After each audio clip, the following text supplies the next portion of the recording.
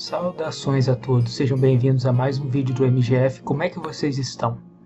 A instância de hoje vai ser mais ou menos experimental, em que eu vou falar um pouco a respeito das Crônicas de Gelo e Fogo a partir da perspectiva de um personagem, no caso, o Cão de Caça, Sandor Clegane. O vídeo de hoje naturalmente vai conter alguns spoilers, porque afinal de contas nós vamos falar a respeito da história do Cão de Caça, então quem ainda não leu, eu recomendo cautela. E peço a todos, como sempre, que curtam o vídeo, se inscrevam no canal, compartilhem o material com os amigos e considerem os meios diretos de contribuição com o meu trabalho, através do Pix, do botão Valeu Demais ou do Clube de Membros. Também peço a todos que deem uma olhadinha aqui embaixo na descrição os links de produtos afiliados do canal da Amazon, pois comprando através deles vocês me ajudam sem custo adicional. Com os recados dados e as explicações feitas, vamos começar a falar a respeito das crônicas na perspectiva de Sandor Clegane. Sandor Clegane é sem sombra de dúvidas um dos personagens mais interessantes e mais casca-grossa, em bom português, das Crônicas de Gelo e Fogo, além de ser um dos meus personagens preferidos a um nível pessoal. Ainda que não conte com pontos de vista seus, suas aparições nos pontos de vista de outros personagens são sempre marcantes, em especial naqueles de Arya Stark, e por isso mesmo, o vídeo de hoje do MGF analisa uma instância algo experimental, na qual tentarei contar de forma sintética e resumida o enredo das crônicas a partir da perspectiva única e cínica de Sandor, para que nós tenhamos uma melhor ideia de como ele via o mundo à sua volta e como respondia aos desafios e às realidades que se colocavam diante de si. Dito isso e sem mais delongas, comecemos a falar sobre a perspectiva de Sandor Clegane. Desde muito jovem, Sandor viveu em um ambiente de terror, por conta da péssima índole de seu irmão mais velho e maior, Sor Gregor, que já em seus tempos de jovem era mal-humorado, maligno, cruel e sedento por sangue. A instância em que Sandor angariou o grande queimado que engolfa metade de sua face, horrivelmente marcada pelas cicatrizes decorrentes, foi resultado de uma simples disputa infanto-juvenil, quando Gregor decidiu puni-lo por brincar com um de seus brinquedos sem permissão, ainda que ele mesmo nem sequer se interessasse por ele, apenas para demonstrar poder e estabelecer limites, além de por pura crueldade arbitrária. Isso marcou profundamente não apenas a vida e a face de Sandor, mas também sua visão de mundo, fazendo com que ele passasse a odiar de forma absoluta seu irmão e, após a sagração de Gregor como um cavaleiro, a odiar também a classe como um todo, acreditando que se seu irmão era considerado bom o bastante para ser um cavaleiro apesar de tudo que havia feito de ruim, era porque eram todos hipócritas, mentirosos, arrivistas e apodrecidos por dentro. Por isso mesmo, ainda que Sandor tenha vindo a se tornar um grande guerreiro por seu próprio direito, sendo um dos espadachins mais temidos de Westeros após crescer, ele jamais aceitou ser sagrado como cavaleiro, e sempre fazia questão de demonstrar a todos seu asco pelos cavaleiros de modo geral, e por seu irmão em particular, com o qual ele jamais voltou a conversar e a quem dizia a todos que desejava assassinar.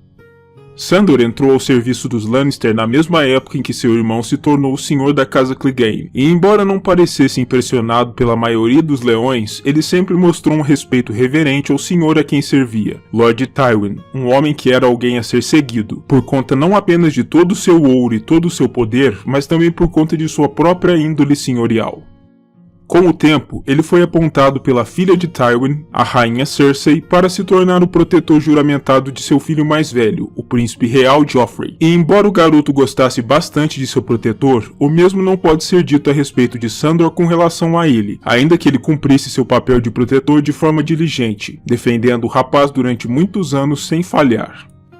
Durante a viagem de volta da comitiva real desde Winterfell em direção à capital, Sandor precisou agir em nome de Joffrey quando o rapaz foi ferido, segundo ele próprio, pela filha de Lord Eddard Stark, Arya, e seu amigo filho de carniceiro, Mycah, a quem Sandor deu caça, pois havia tentado fugir. Sandor simplesmente não se importava com o fato de estar caçando um rapaz ainda imberbe, pois recebera suas ordens, e se algo pode ser dito sobre o personagem, é que seu pragmatismo e sua indiferença quanto à vida humana são absolutos. Sandor cumpre aquilo que lhe é dito por seus superiores, sem preocupações com questões de honra ou moral, nem conferir inocentes, já que seu histórico parece ter removido o senso de humanidade de sua pessoa, deixando-o oco e profundamente ressentido, e ele não se importa e não se furta de descontar esses sentimentos em quem quer que seja quando a oportunidade surge.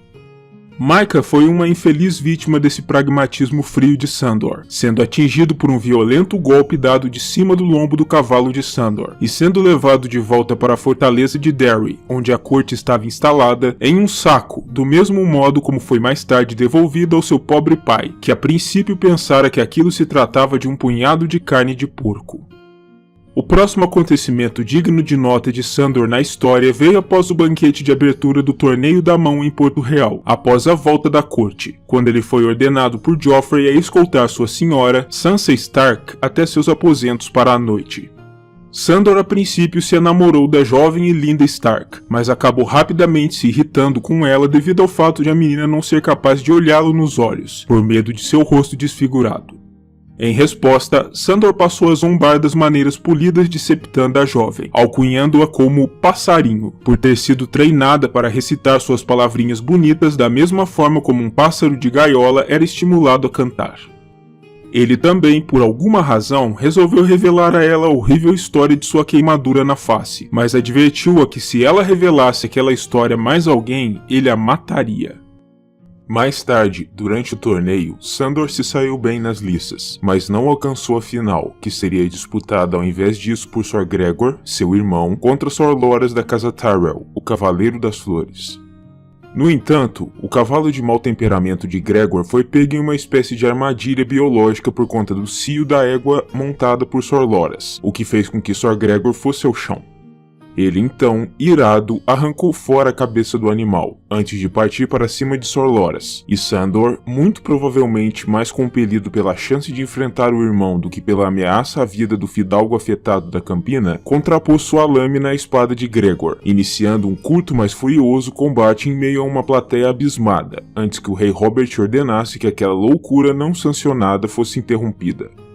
Sandor imediatamente parou o combate e se ajoelhou diante do rei, apenas a tempo de evitar um golpe certeiro da espada de Gregor, que então saiu do terreno do torneio, ainda furioso, largando sua espada para trás para ser recolhida pelo escudeiro.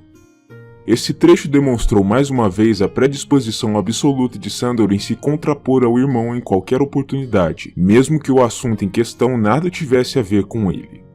É como se, em sua mente, qualquer coisa que Gregor fizesse estivesse automaticamente errada e coubesse a ele, como seu principal antagonista, intervir para freá-lo a todo custo, ainda que Sandor em si não se importasse com os resultados das ações do irmão, por assim dizer.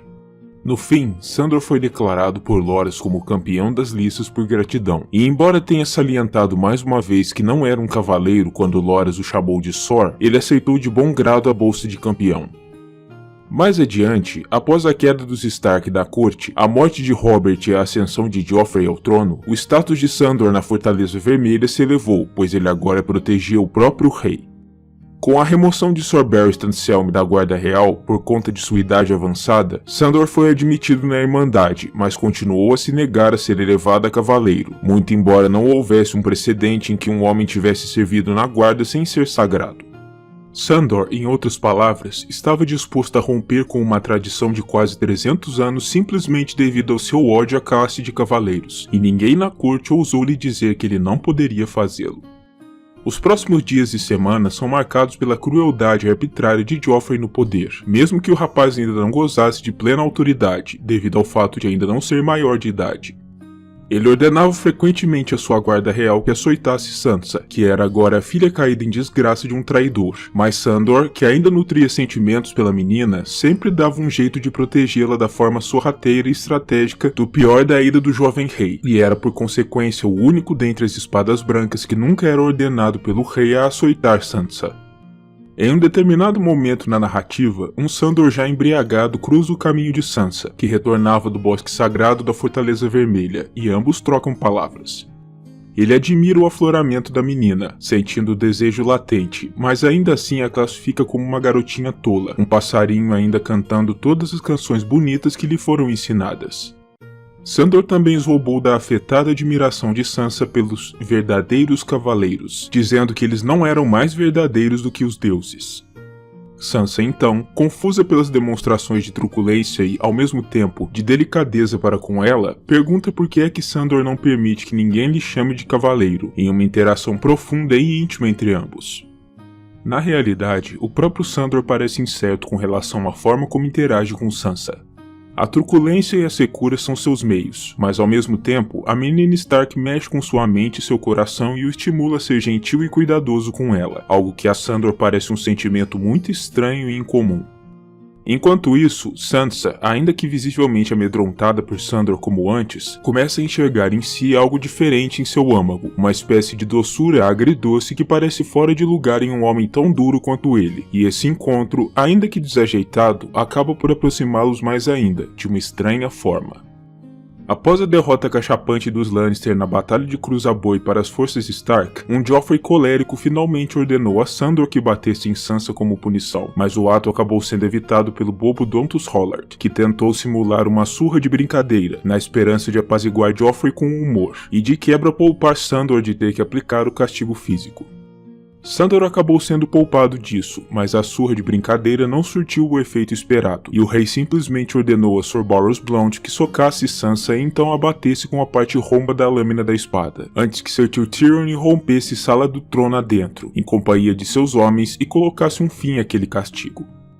Mais adiante, durante os distúrbios de Porto Real, quando Joffrey se encontrava nas ruas com sua corte e comitiva, Sandor acabou encontrando Sansa em dificuldade, prestes a ser estuprada e possivelmente morta pelos populares, e matou alguns deles para livrá-la desse terrível destino. Quando Sansa tentou agradecê-lo por sua coragem, Sandor deu um muxoxo e disse que um cão não precisava de coragem para matar ratos, em mais uma demonstração de sua amargura típica, mas também em certa empáfia e de uma confiança desmedida em suas próprias habilidades de combate. Durante a Batalha da Água Negra, Sandor lutou na frente de batalha das forças lealistas, se destacando em combate, mas as chamas do fogo vivo usado por Tyrion para fazer recuar o exército de Stannis Baratheon aterrorizaram Sandor, que tinha trauma com fogo acima de qualquer outra coisa, o que o fez recuar, e quando Tyrion e o jovem rei tentaram forçá-lo a voltar ao combate, ele mandou a ambos se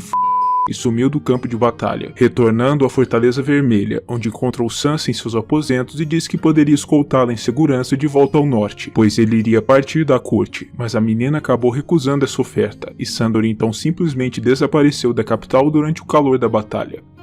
Apesar de ser um guerreiro de grande fama e respeito àquela altura, o problema de Sandor com o fogo era simplesmente insolúvel. Tendo sido lambido pelas chamas quando jovem, ele jamais se esqueceu da sensação, e mesmo em idade adulta, não queria correr o risco de ter nada a ver com o fogo novamente, se amedrontando como uma criança diante de qualquer chama, grande ou pequena. Sandor só voltou a ser visto na narrativa após sua captura pela Irmandade Sem Estandartes, quando foi julgado por Beric Dondarrion dentro do Monte Oco. O julgamento se deu pelo combate, e mais uma vez, vimos o patológico medo de Sandor das chamas quando Beric incendiou sua lâmina, à moda dos seguidores do Senhor da Luz. E mesmo tendo vencido o combate, Sandor ainda ficou com o braço horrivelmente queimado pelo fogo, choramingando por alguém que o ajudasse com aquela nova queimadura, demolindo durante um momento sua faceta de durão. Depois desse momento, Sandor acabou por capturar Arya Stark, que também se encontrava na posse da Irmandade, quando ela tentou escapar, e pretendia usá-la para conseguir um vultoso resgate de seus parentes, já que a Irmandade o havia privado da maior parte de suas posses, inclusive o dinheiro da bolsa de campeão do torneio da mão, e ele já não era mais um soldado a serviço dos Lannister. O relacionamento entre Arya e Sandor durante sua viagem até as Gêmeas, onde os Starks estariam participando de uma boda, demonstrou uma certa dinâmica de pai inclemente e filha rebelde que não deixa de ser bastante interessante para o andamento, tanto da série quanto dos livros. Depois que Sandor falhou em localizar parentes que estivessem capazes de resgatar Arya, ele acabou sucumbindo diante dos ferimentos contraídos durante uma querela com os homens de seu irmão em uma taverna, e Arya simplesmente o abandonou à própria sorte, se negando a dar a ele a dádiva da misericórdia. Depois disso, Sandor não voltou mais a ser visto na narrativa, embora alguns clamassem ser ele para amedrontar seus inimigos, mas existe ainda uma figura nas crônicas que pode de fato ser Sandor, em um momento profundo de redenção. O coveiro da Ilha Quieta, uma septeria isolada nas terras fluviais, tem sido especulado como sendo Sandor, após ser salvo por um dos irmãos do local, o irmão mais velho, e ter sua vida poupada pelos deuses. Ainda não temos certeza se ele é de fato Sandor, mas os indícios apontam nessa direção, e gosto de especular que de fato seja ele, pois como disse anteriormente, trata-se de um de meus personagens favoritos em toda a obra, e seu final anticlimático simplesmente deixou um sentimento agridoce em minha boca, ansiando por mais histórias com o cão de caça.